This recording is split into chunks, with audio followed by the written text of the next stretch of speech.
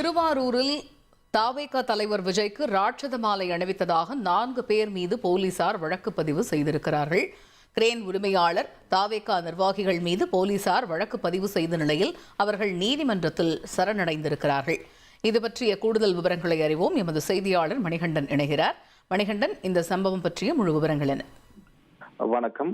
உங்கள் விஜய் நான் வாரேன், வாகைச்சோடும் வரலாறு திரும்புகின்ற என்ற தலைப்பில் மக்கள் பயணத்தில் கடந்த 20ஆம் தேதி தமிழக வெற்றி கழகத்தின் தலைவர் விஜய் திருவாரூர் தெற்கு வீதியில் பரப்புரை மேற்கொண்டார். அப்போது அவர் வருகின்ற சாலை முழுவதும் தமிழக வெற்றி கழகத்தின் தொண்டர்கள் மாலை தூவி மலர் தூவி உற்சாக வரவேற்பு அளித்தனர். மேலும் திருவாரூர் நகரம் முழுவதும் பதாகைகள் வைத்து அவருக்கு வரவேற்பு அளித்தனர்.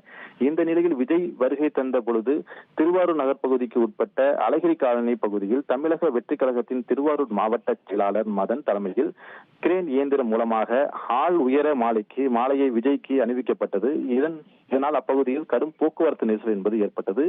இந்த நிலையில் பொதுமக்களுக்கு ஆபத்தை ஏற்படுத்துதல் என்கின்ற பிரிவில் கீழ் மாவட்ட செயலாளர் மதன், கிரேன் இயந்திரத்தின் உரிமையாளர் ராஜேஷ், தாவேகா உறுப்பினர்கள் அன்பு மற்றும் மனோ ஆகிய 4 பேர் மீது திருவாரூர் காவல் நிலைய வழக்கு பதிவு செய்திருந்தனர். இந்த நிலையில் திருவாரூர் ஒருங்கிணைந்த நீதிமன்றத்தில் திருவாரூர் மாவட்ட செயலாளர் மதன், தாவேகா உறுப்பினர்கள் மனோ, அன்பு ஆகியோர் தற்போது சரணடைந்து பிணை பெறுவதற்காக நடவடிக்கையில் ஈடுபட்டு வருகின்றனர்.